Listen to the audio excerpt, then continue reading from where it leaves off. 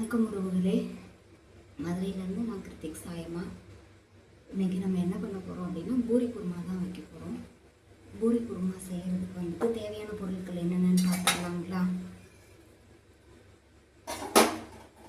பூரி குருமா செய்கிறதுக்கு தேவையான பொருட்கள் வந்துட்டு ஒரு தக்காளி, பெரிய வெங்காயம் 2, காரத்துக்கு தகுந்த மாதிரி பச்சை மிளகா, குட்டி பச்சை மிளகானால ஒரு 7 பச்சை மிளகா நறுக்கி வச்சுருக்கேன். நான் பெரிய மிளகானா கொஞ்சம் கம்மி பண்ணிக்கலாம்.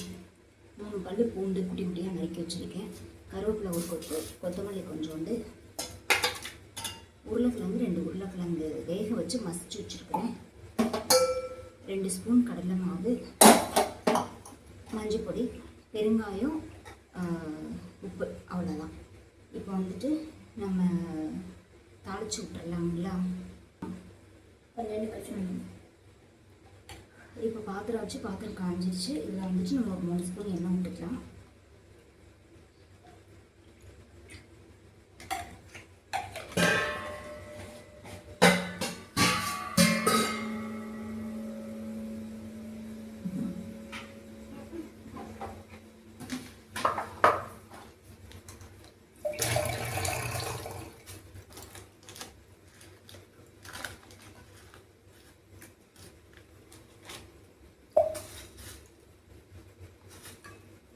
எண்ணெய் காஞ்சிச்சு. கடுகு உளுந்தம் பருப்பு 1 ஸ்பூன் போட்டுட்டு ஒரு 4-5 சோம்பு, சும்மா விளாண்டு சோம்பு போட்டுட்டு வெங்காயம், இஞ்சி போடணும். இஞ்சி இல்லை என்கிட்ட, அதனால் வந்துட்டு நான் வெறும் பூண்டு மட்டும்தான் போட்டிருக்கிறேன். இப்போ பூண்டு போட்டாச்சு. பூண்டு வந்து கொஞ்சம் லைட்டாக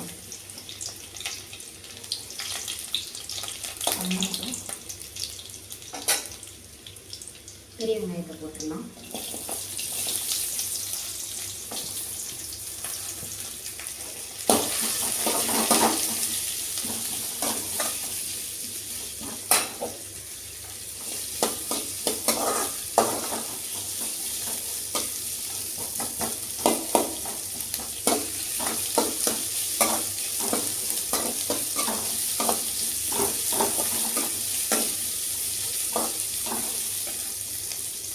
பச்சை மிளகாவும் போட்டுடலாம்.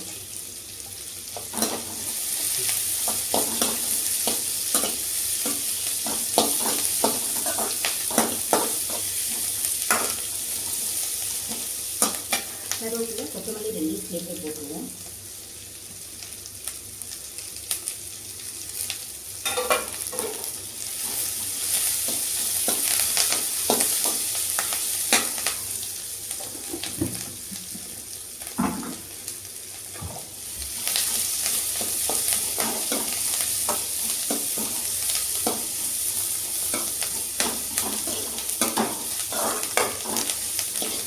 வெங்காயம் நல்லா இந்த அளவுக்கு வணங்கிடுச்சு. அரை இதுக்கு வணங்கிருக்கு.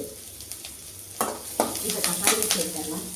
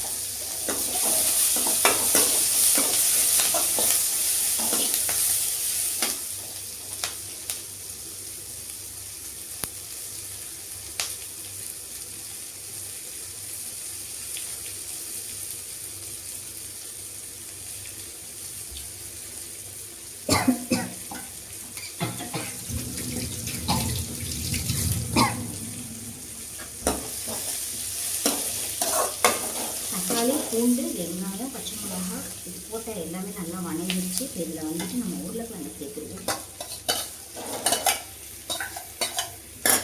2 உருளைக்கிழங்கு வேக வச்சு மசிச்சு வச்சுருக்கிறேன். அந்த உருளைக்கிழங்கு சேர்த்துக்கலாம்.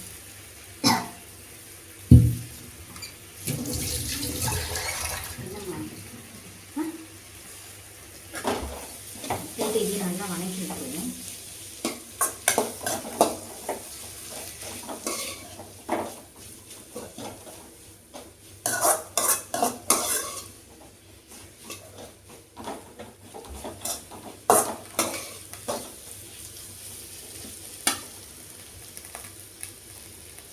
ஸ்பூன் மஞ்சள் பொடி,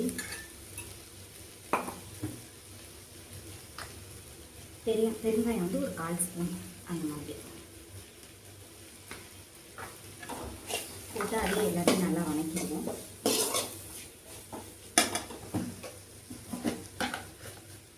உப்பு வந்துட்டு தேவையான அளவு,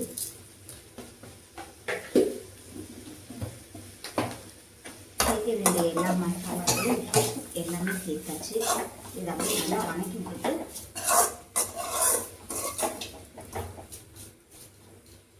சிம்மில் வச்சு இதை வணங்கிட்டு போட்டு நம்ம கடலை மாவு கரைச்சி எடுத்துக்கலாம்.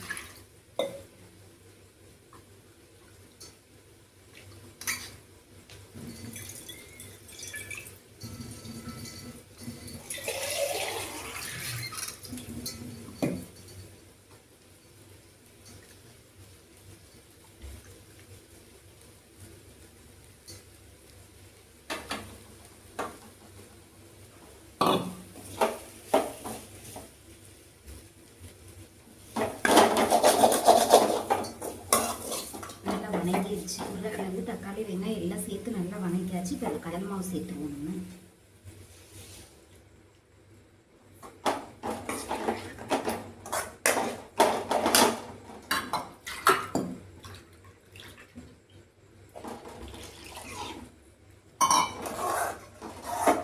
சூப்பரான ஒரு குருமா ரெடி.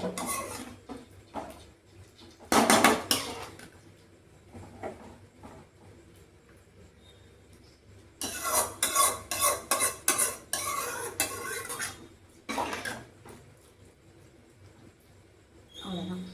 குருமா வந்து கொதி வந்த உடனே நம்ம கொத்தமல்லி போட்டு இறக்குனா வேலை முடிஞ்சிச்சு. குருமா ரெடி. அது கொதி வந்ததுக்கப்புறமா பார்க்கலாங்களா? தாளித்து எல்லாம் கலக்கி ஊற்றியாச்சு. கொதிச்சு வெந்து வந்ததுக்கப்புறமா நம்ம பார்ப்போம். ஒரு தட்டை போட்டு மூடி வச்சுக்கலாம்.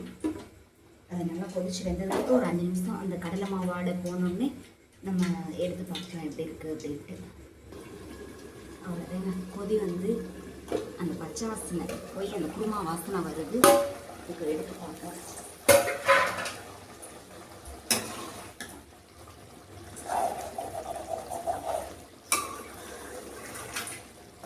நல்லா ரெடி ஆயிடுச்சுங்க. நல்லா ஜம்மு ஒரு வாசனையோட பூரி குருமா ரெடி. இதுக்கு வந்து ஒன்று மட்டும்தான் போடலை நான், என்கிட்ட இல்லை. இஞ்சி மட்டும் போடலை. நம்ம தாளிக்கிறப்போ பூண்டு போடுறப்போ அது கூட 1 இன்ச்சு இஞ்சி சேர்த்துக்கிட்டோம் அப்படின்னா இன்னும் நல்லா வாசமாக இருக்கும். டேஸ்ட்டு நல்ல ஒரு டேஸ்ட்டு கிடைக்கும். இந்த ஜீரண சக்தியும் கூட இஞ்சி சேர்க்கறதுனால, பூண்டு இஞ்சி இதெல்லாம் சேர்க்கறதுனால அந்த உருளைக்கிழங்குக்கு வந்து இந்த வாயு தன்மை கொடுக்காது. ஒரு நல்ல ஜீரண சக்தி. அவ்வளோதான். பூரி குருமா ரெடி ஆயிடுச்சு. இப்போ அடுத்து பூரி போட்டுக்கலாங்களா? இப்போ ஆஃப் பண்ணிடுவோம்.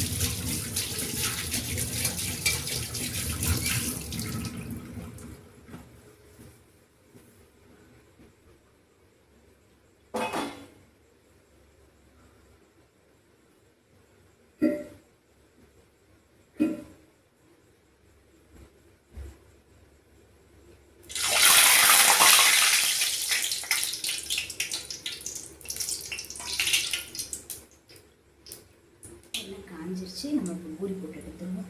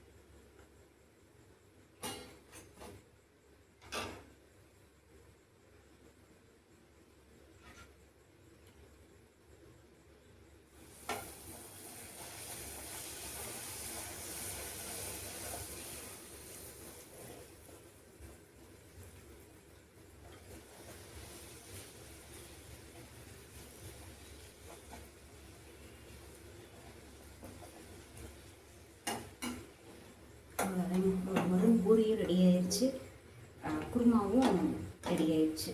தம்பி வந்து சாப்பிட்றதுக்கு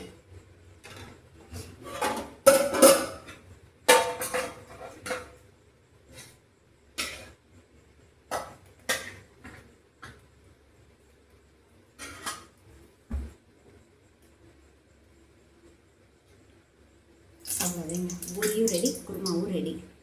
குருமா வந்துட்டு ரொம்ப ஒரு சிம்பிளான குருமா தான் பண்ணியிருக்கேன். இஞ்சி ஒன்று மட்டும்தான் என்கிட்ட இல்லை, அதனால் நான் போடலை. இதை பார்த்துட்டு செய்கிற மாதிரி இருந்துச்சுன்னா நீங்கள் இஞ்சி சேர்த்துக்கோங்க. இது பசங்களுக்கு சாப்பிட கொடுத்துர்லாம். ரொம்ப ஒரு சிம்பிளான ரெசிபி தான் இது. பிடிச்சிருந்துச்சின்னா லைக் பண்ணுங்கள், ஷேர் பண்ணுங்கள், கமெண்ட் பண்ணுங்கள், சேனலை சப்ஸ்கிரைப் பண்ணி வச்சுக்கோங்க. அடுத்த ஒரு வீடியோவில் பார்க்கலாம். டாட்டா பாய்.